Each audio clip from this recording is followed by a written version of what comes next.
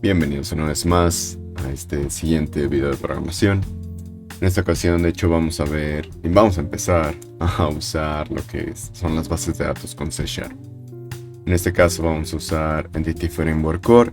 Es una de las herramientas que he descubierto que a lo largo del tiempo la han ido masterizando y puliendo hasta algo que es bastante sencillo de usar. Tal vez entender a fondo sea más difícil porque sí te tendrías que meter como un hoyo de conejo un poco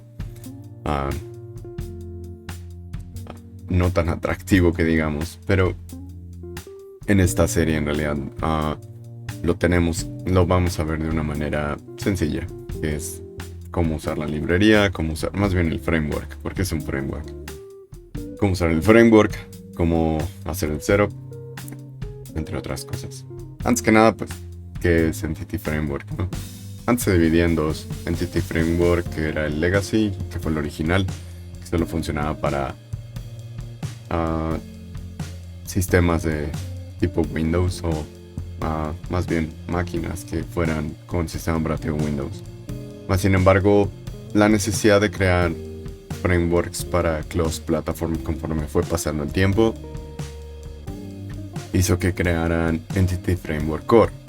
Entity Framework Core nos ayudó por primera vez a poder crear un solo framework para que funcionara tanto para Windows, Linux, Mac y entre otros sistemas operativos que existen, ¿no? De todas las distros de Linux. Parte de esto, pues en realidad Entity Framework Core siempre se ha basado en lo mismo. Bueno, antes usaban SOAPs y otro tipo de objetos. Más sin embargo, llegó el punto en el que dijeron, vamos haciendo un ORM, ¿no? ¿Qué es un ORM? Object Relational Mapping, que sonará medio intimidante, pero la realidad es de que lo único que estamos haciendo es podemos mapear ya sea de la base de datos hacia el código o del código hacia la base de datos cómo es que queremos generar o tener nuestras tablas.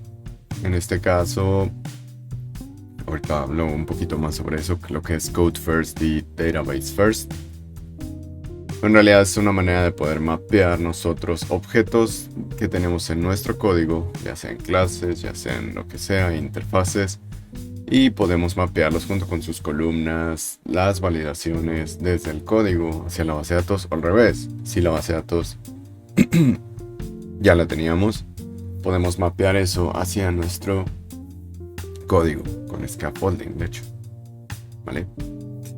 Entonces, pues de aquí Entity Framework Core lo que sí ha hecho es que ha ido puliendo y ha añadido muchísimas diferentes y muy usables funciones.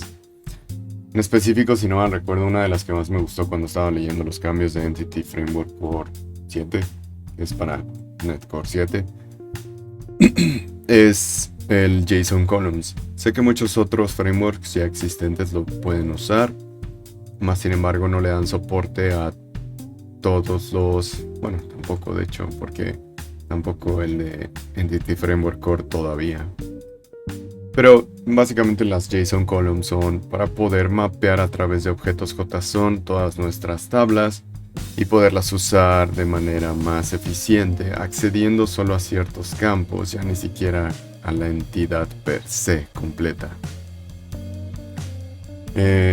Una de estas maneras, bueno, hasta ahorita, hasta el momento de que estoy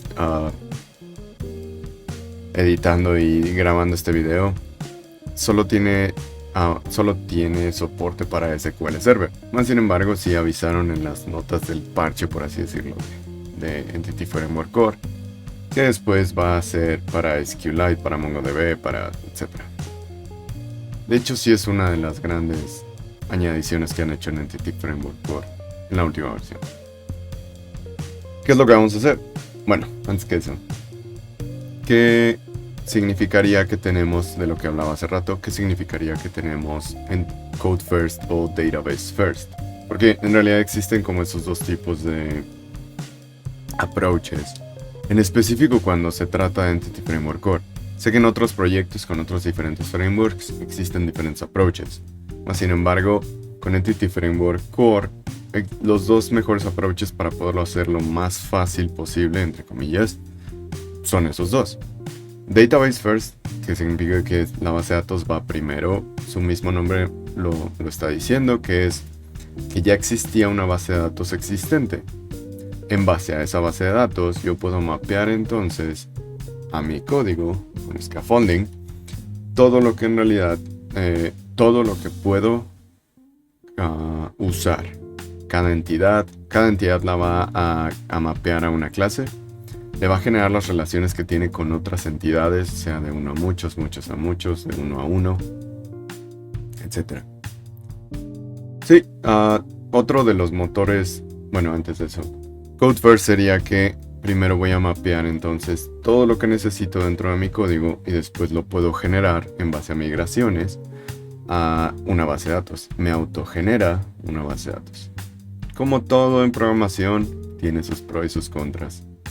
El detalle al usar Entity Framework Core es que sí, estamos gastando memoria de más, porque en realidad el acceso a la memoria lo hace en un modo, ¿cómo lo explico de la mejor manera? Supongo que toma todas las entidades de modo expandido, por así decirlo, o todas las entidades que a veces ni siquiera voy a usar todavía. Aún si activamos lazy early loading o lazy loading, sigue sin ser como tan eficiente todavía. Es meramente para cuando no te interesa tanto la eficiencia, que son para proyectos pequeños. Entity Framework Core ofrece muchísimas buenas herramientas. Obviamente existen otros frameworks como Dapper, que sí, son más eficientes en cuanto al uso de memoria.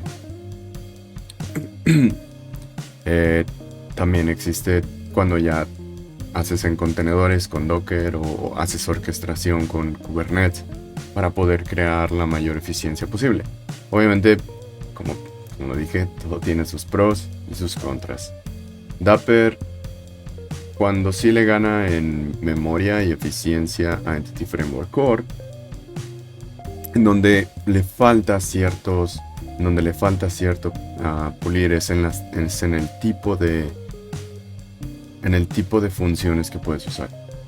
Porque, de hecho, por esa razón brilla Entity Framework Core. Puedes usar LinQ, puedes usar lambdas, puedes usar muchísimas funciones que te pueden ayudar a hacer la vida más sencilla. Cuando Dapper en realidad sigues creando, al igual que en los antiguos ayeres, cuando creabas tu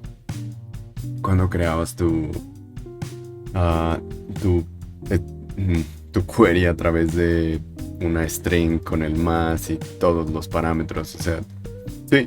Entonces, si tienes total control sobre las queries, sin embargo, te hace falta crear alguna función específico, pues te tarda más tiempo porque no viene ya por default integrada en un framework. Para este caso, ¿qué vamos a usar? Para este caso, de hecho, lo que vamos a usar es vamos a empezar una aplicación de consola que después eventualmente la vamos a ir pasando hacia web. La aplicación de consola va a usar Entity Framework Core, la versión 7, porque estamos usando NetCore 7. Y vamos a usar una base de datos que es de Microsoft, de hecho. Creo que sería bueno irlas mostrando. La base de datos, de hecho, que voy a usar se llama Northwind. Sorry, es el repo. Northwind. Para este caso, como yo estoy usando Mac, lo que voy a usar es una base de datos que está hecha para SQLite, porque va a ser el motor de base de datos que voy a usar. Como no voy a usar ahorita Docker ni nada, no puedo decirles que voy a usar SQL Server. Si usara Docker, sin problemas podría usar SQL Server sin ningún problema. Entonces, ustedes pueden buscar en realidad Northwind for SQLite y les va a aparecer todo esto. Lo que yo voy a hacer es que de hecho lo voy a guardar en un archivo. Dicho archivo lo que voy a hacer es que después lo voy a cargar con mi base de datos. Si no tienen SQLite instalado, para los que usan Windows, así de simple pueden ir a SQLite, Studio no. Pueden ir a la página oficial de SQLite y aquí pueden buscar el release para Windows, que sería este de aquí.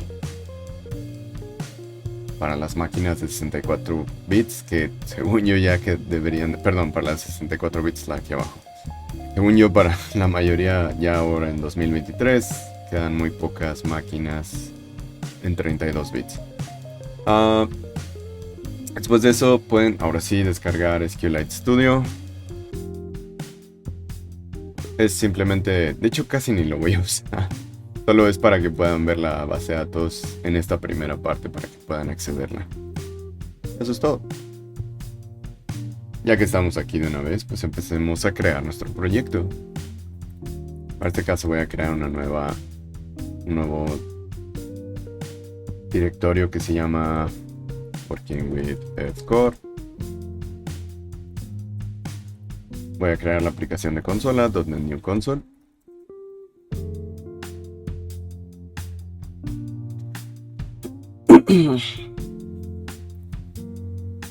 Aquí no viene el diagrama de relación de esto. No, ¿verdad? No. No viene por aquí.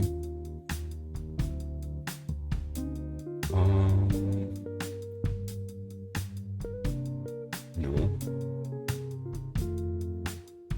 No. Por cierto, esta base de datos es de Microsoft. Fue generada desde 1990, al igual que esta de AdventureWorks y de Data Warehouse. Se usan como...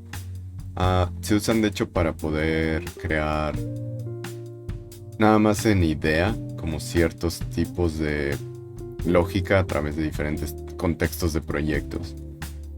Es como dummy data, básicamente. Siempre las he usado porque se me ha hecho muy fácil y se me ha hecho bastante bien cómo están de hecho diseñadas. Déjenme ver si puedo encontrar el Northwind ER.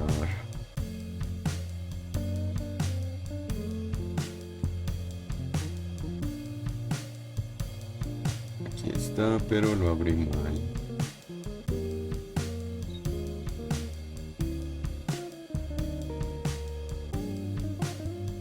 Según yo ha cambiado a través de los años, pero al menos la misma estructura sí se sigue respetando. Creo que lo que ha cambiado es que esta tabla ya no existe.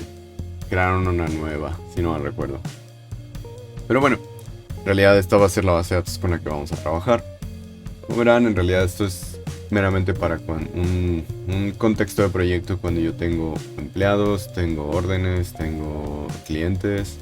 Tengo mis proveedores para entregas, tengo mis proveedores para mis productos. Bueno, mis proveedores y que me proveen productos. Suena redundante, pero ahí está. Los productos tienen sus propias categorías y esto también va para el contexto de qué pasa cuando estoy en más de una ciudad o en un territorio, ¿no? O cuando tengo diferentes branches o sucursales. ¿Va? Ok. Entonces de aquí, si están usando SQLite, se instala muy rápido de hecho. Lo que tienen que recordar de hecho cuando lo van a usar en SQLite es asegúrense de que sí está en las variables en las variables de entorno y en las variables de sistema. Creo que tengo un video anterior por ahí, no me acuerdo en cuál grupo lo dije, pero lo demostré porque en pandemia estaba usando mi otra máquina, que es base Windows, para poder dar las clases. En macOS de hecho viene por default SQLite, más sin embargo si por alguna razón no la tuvieran, lo único que tendrían que hacer es asegurarse con abriendo su terminal y haciendo SQLite 3 y un version. Aquí les dice cuál es la versión que está usando. Con que tengan arriba de la 2.8 va a funcionar lo que vamos a hacer para esta serie. Cualquier versión arriba de la 2.8 va a funcionar. Que no nos vamos a meter tan a fondo a hacer cosas que son diferentes para cada versión, ¿vale? Y de aquí pues en realidad lo que voy a hacer es que voy a crear primero mi archivo de backup, que pues así es como puedo precargar mi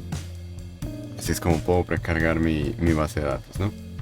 Voy a guardar, de hecho estamos en ¿Dónde lo había dejado? Voy a estar en...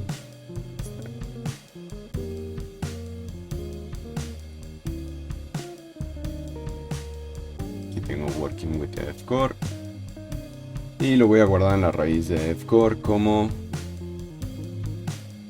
Northwind por SQLite. Boardwind. Northwind por SQLite. ¿Por qué lo estoy guardando en la raíz? De hecho, porque accediendo directamente a la terminal de la raíz del proyecto, ahí mismo voy a precargarlo, ¿sale? Como se darán cuenta, este archivo no es más que pues, un backup, ¿no? Los backups son meramente el historial a base de texto de qué se creó primero, ¿no? Si se dan cuenta aquí es si existe la tabla Order Details, pues la mata, vuelve a crear una, ¿no? Por aquí está Order Details, por aquí abajo. Acá está. Entonces, esto es en caso de que existiera una base de datos ya en su local que se llamara Northwind, ¿sale? En este caso, pues vuelve a crear tabla por tabla, hace las validaciones, le pone la primary, le pone la foreign key, ¿sale? Todo eso lo pone de nuevo. Y después agrega cada una de las rows a cada tabla, a cada entidad, sí, a cada tabla, ¿vale? Como verán, esto meramente voy a usar SQLite 3 para poder generar mi base de datos a partir del backup, ¿sale? Entonces, viéndolo así otra vez, yo tendría que abrir, de hecho, bueno, puedo usar code punto para esto.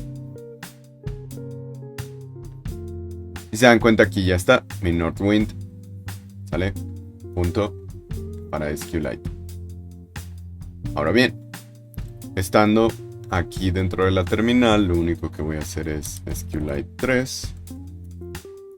Voy a usar northwinddb.sql. Este va a ser el nombre de mi base de datos, cómo la voy a generar.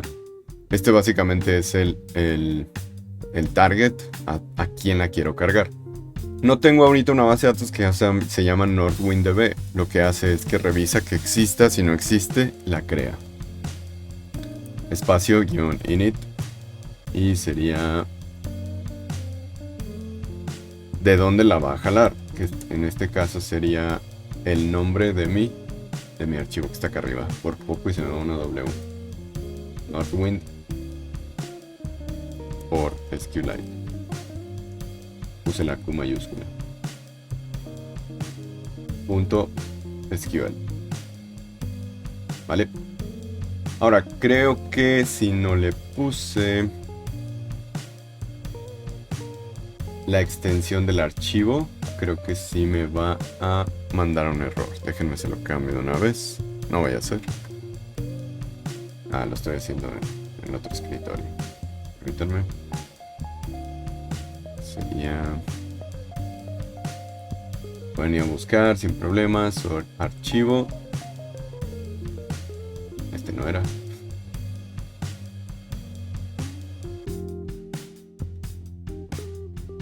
Ajá.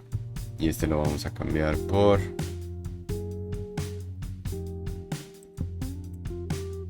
.sql. Sí, le voy a decir que sí. A ustedes no les debería de hacer ningún problema si están usando Windows. Pero pues aquí está. ¿Vale?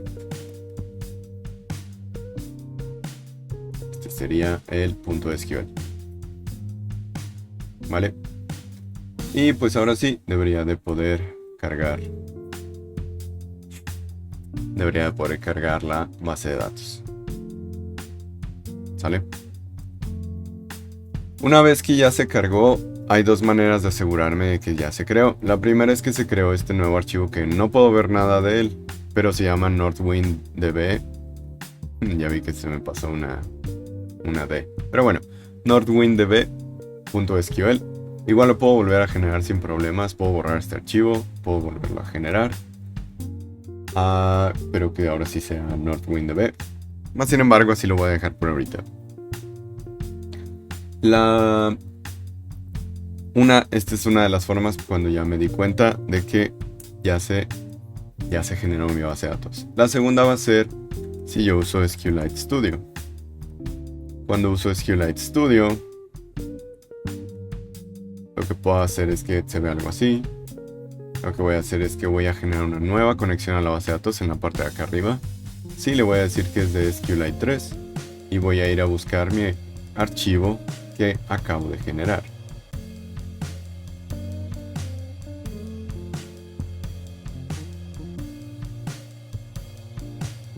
Que sería...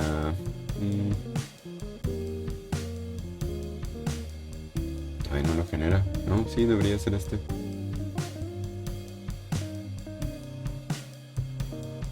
¿Qué no me está dejando? Ah, caray. Todavía no lo termina de generar, supongo.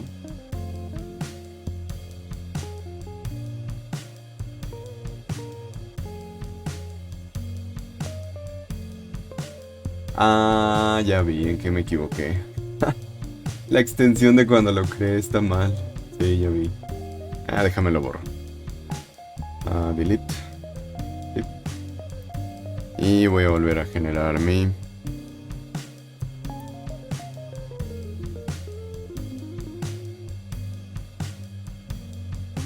Voy a volver a generar mi base de datos. No es .sql, debe ser .db. Déjame le cambio el nombre ahora sí. Northwind. Voy a ponerle el db en mayúsculas para que se haga diferencia. Northwind db. .db. Y listo. Ahora sí debería poder acceder. Aquí podría encontrarlo. Aquí está.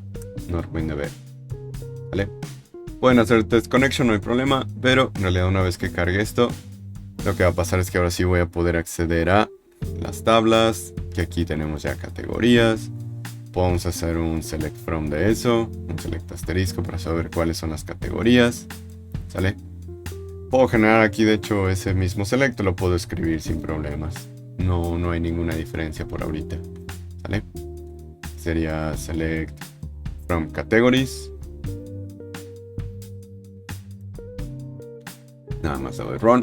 Y pues me dice que estas son las categorías que existen. Así es como de hecho se pueden empezar Así es como se pueden empezar a familiarizar con esta base de datos.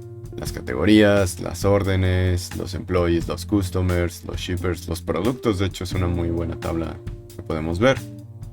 Porque de esta tabla lo que estamos haciendo es que vamos a aprender cómo es que se está guardando en esta base de datos cada producto.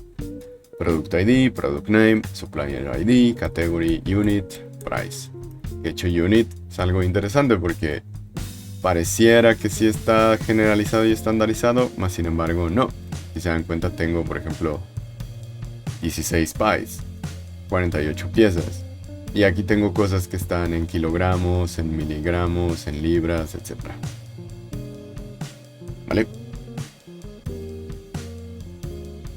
Ahora bien, creo que también lo puedo ver si tienen la extensión en Visual Studio Code. Y creo que la tengo. No la tengo.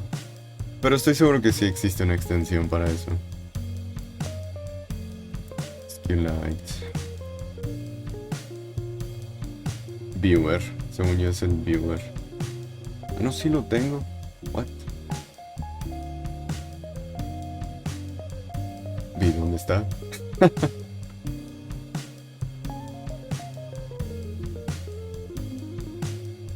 Ok. O sea, aquí dice que sí lo tengo. Pero ¿dónde está? Interesting.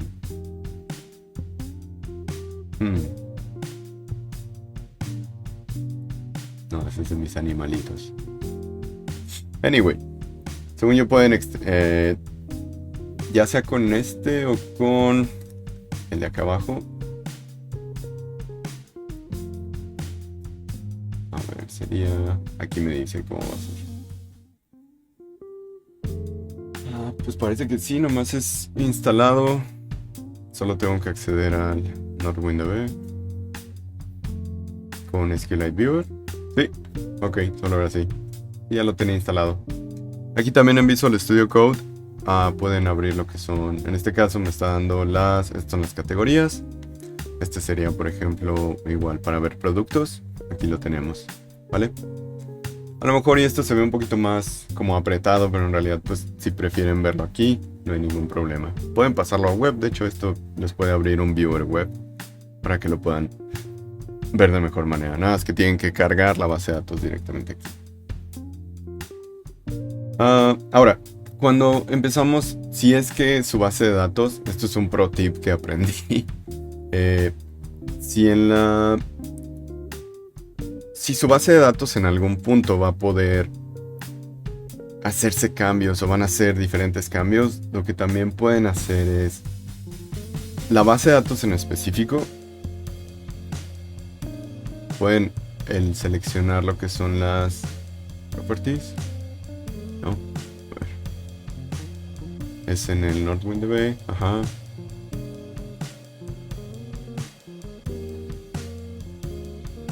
Ah, caray, ya no me da las properties. ¿Será porque cambié de sistema operativo? Ahora déjame buscarlo acá arriba.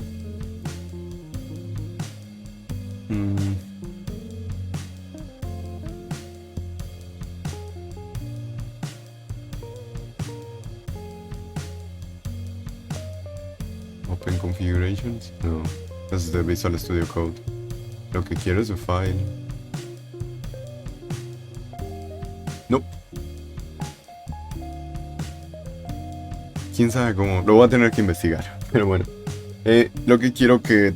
Hay una forma en la que accediendo a las propiedades. Va a ser en. Ya recordé. Perdón. Si están usando Visual Studio normal y no Visual Studio Code, pueden hacer que si hay cambios en su base de datos, autorrecarguen la base de datos nueva. ¿Vale? Esto se va a hacer si le dan clic derecho en su base de datos, pueden usar Properties, y en Properties hay una variable, si no mal recuerdo, no es una variable, es una propiedad que se llama Copy Output Directory, algo así dice. Y lo que tienen que hacer es seleccionar Copy if newer. Eso lo que va a hacer es que si detecta algún cambio en su base de datos, lo único que va a hacer es que lo va a precargar y siempre va a tomar los últimos cambios conocidos del archivo ya guardado. ¿Vale? Y bueno, antes de pasar a esto, ¿no? Vamos a revisar cómo es que estamos o con qué vamos a trabajar dentro de mi CS Pro. Como dije al inicio, esto va a ser una aplicación de consola sin ningún problema. Va a ser en Net 7, por ende también vamos a usar Entity Framework Core 7. ¿Sale? Ahora bien, para poder empezar a hacer los diferentes pasos que había mencionado al inicio, vamos a tener que empezar a crear algo que se le llama scaffolding, o en este caso podemos también aventárnosla primero nosotros. Hay dos formas, y de hecho vamos a hacer ambas para que vean. Nada, lo único que voy a hacer es que lo voy a cambiar, ¿sale? Lo voy a cambiar de carpetas. Ahora bien, el primer paso que vamos a tener que hacer va a ser definir el contexto o la clase que se va a encargar de manejar la conexión o el contexto a la base de datos. ¿Vale? Para el caso de SQLite y para SQL Server sí son diferentes un poco, y es por eso que a veces prefiero SQLite por la facilidad que es el crear la connection string.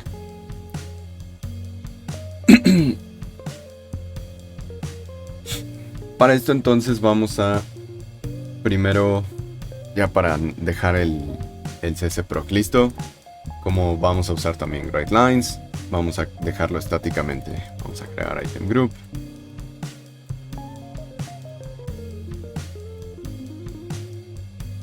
Y dentro de item group lo que vamos a usar es using include system.console static equals true. Como buena práctica siempre, cada vez que hago cambios a mi tsproc, debería de buildear para asegurarme que al menos sí está compilando. Pero antes de compilarlo, de hecho vamos a crear otra referencia, porque pues como dije vamos a usar Entity Framework Core. Necesito añadir la referencia de Entity Framework Core, ¿vale? Que sería package reference include, y va a ser Microsoft.Entity Framework Core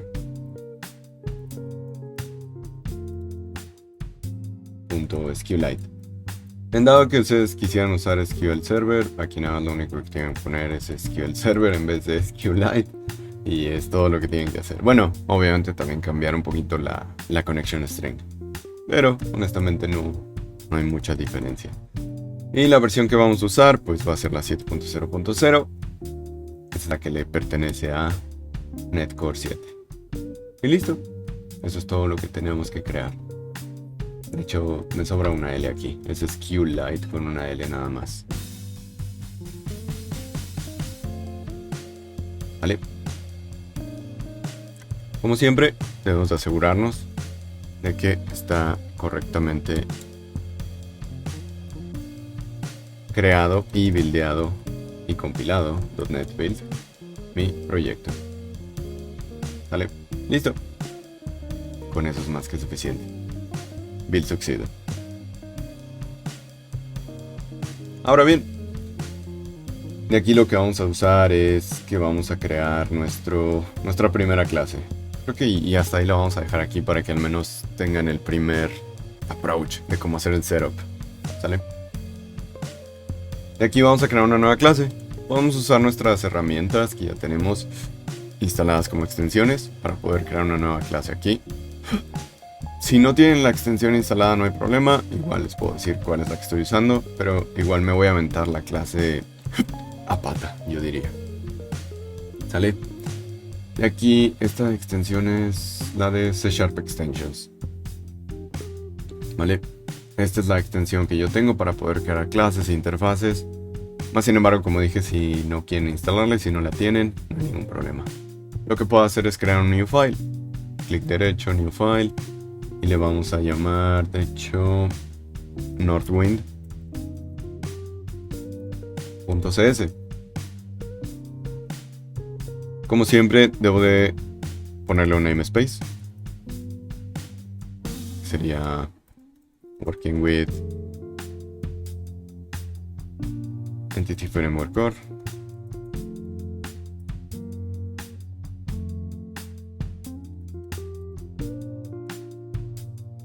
Y de una vez, de hecho, como voy a usar aquí el mismo Entity Framework Core, voy a añadir la librería. Ya la agregué de manera... Ya la agregué a nivel de csproc, pero pues como lo voy a usar dentro de esta clase, Microsoft.Entity Framework Core. Y listo, ¿no? En realidad esta clase lo que me va a poder dar chance es poder acceder al dbContext, que es una clase, y al dbContext Options Builder.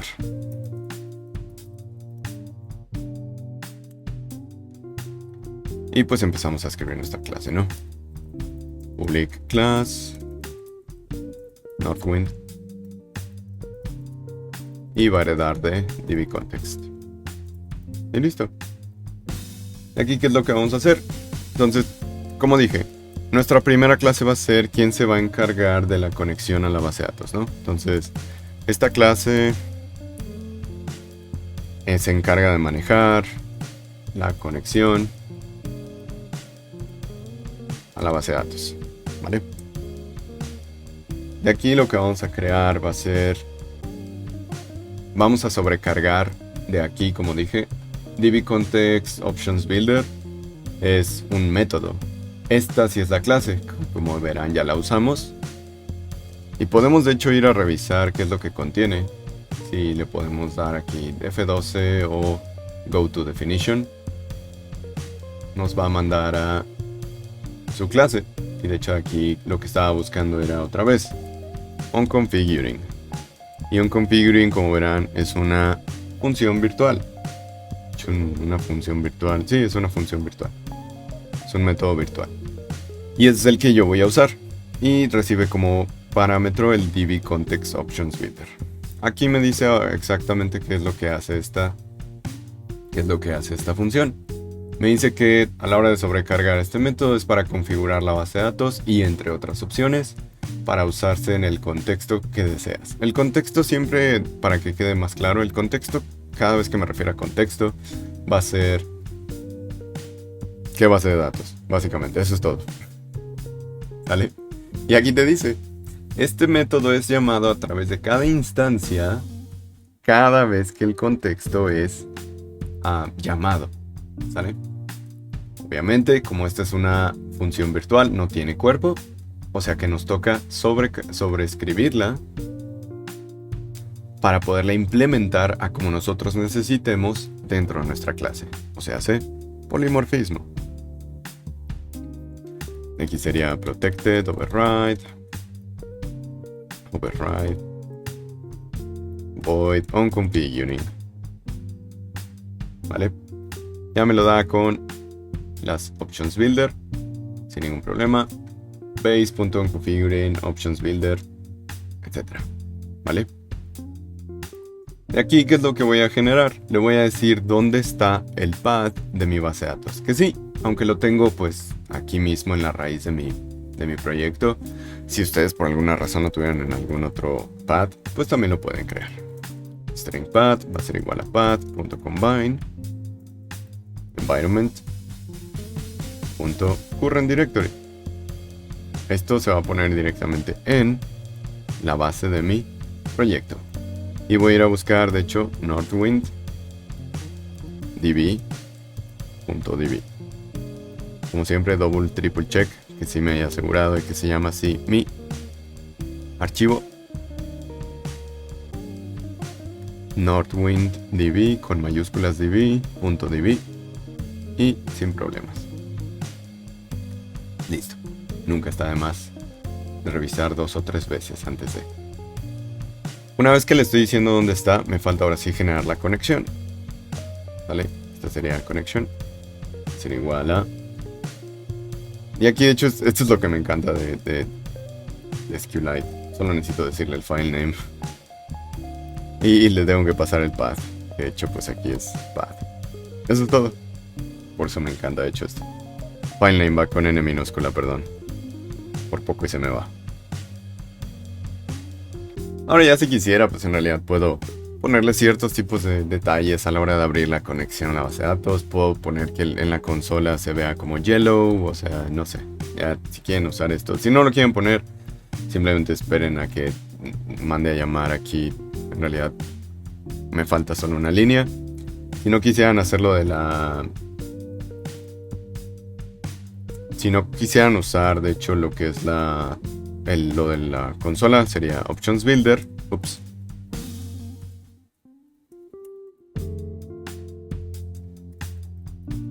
Options Builder.use SQLite y le mando mi connection string. Eso es todo. ¿Vale? Más sin embargo, pues a mí sí me gustaría usar como esta parte. Me gusta siempre saber cuándo sí me conecté, y como a veces la consola es totalmente blanco y negra, siempre es bueno usar diferentes colores para saber diferenciar qué es lo que estoy usando, ¿no?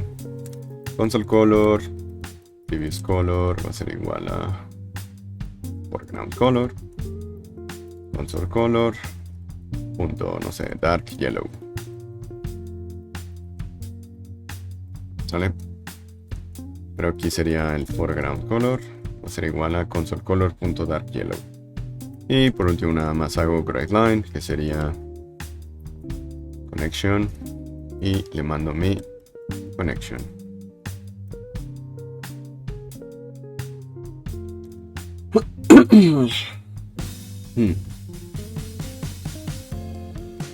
Una vez que hice la conexión, tengo una manera de poderme asegurar que sí lo estoy haciendo bien, que sería... bueno, tengo un programa, ¿no? Aquí, según yo. Voy a hacer uso de ese programa.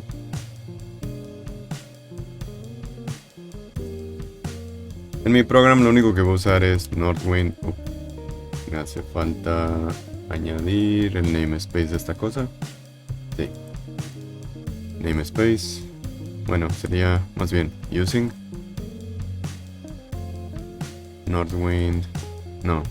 Working with Entity Framework. Sí, si no, no voy a poder encontrar a Northwind. Ahora sí voy a usar un objeto tipo Northwind.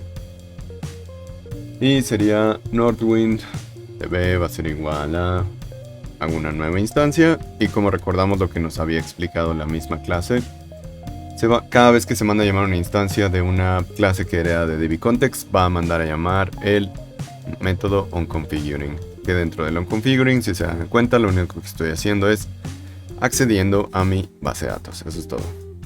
¿Sale? Para asegurarme que sí lo estoy haciendo, nada más voy a imprimir lo que es el database provider, que en este caso debería aparecer SQLite.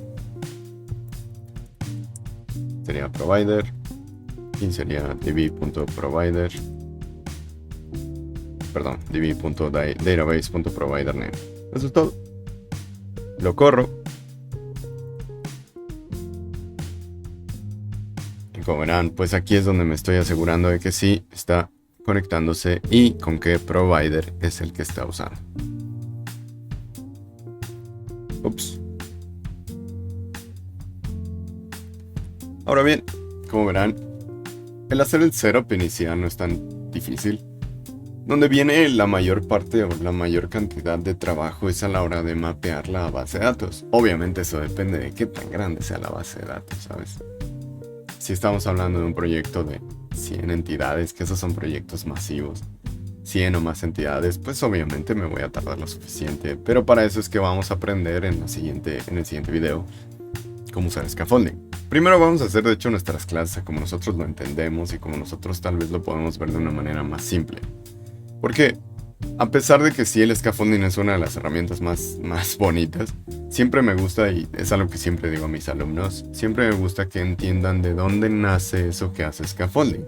Porque en realidad, aunque es un proceso automático, es lo mismo que nosotros estamos haciendo. Y si no lo entendemos qué está pasando detrás de bambalinas, pues después, para poder encontrar un error tal vez, es más difícil porque estás tan acostumbrado a usar herramientas que lo hacen automáticamente por ti. No estoy diciendo que siempre lo hagas de la manera a pata o de la manera larga, del camino largo. Lo único que estoy pidiendo es que siempre entiendas qué está pasando verdaderamente detrás de bambalinas. Porque cuando llegue a pasar un error, porque créanme, siempre pasan errores, debes de entender y saber a dónde tienes que ir a revisar para saber en dónde falló. ¿Vale? Eso sería todo por el día de hoy, por este video. Nos vemos en el siguiente video, en la parte número 2. Cuídense, nos vemos.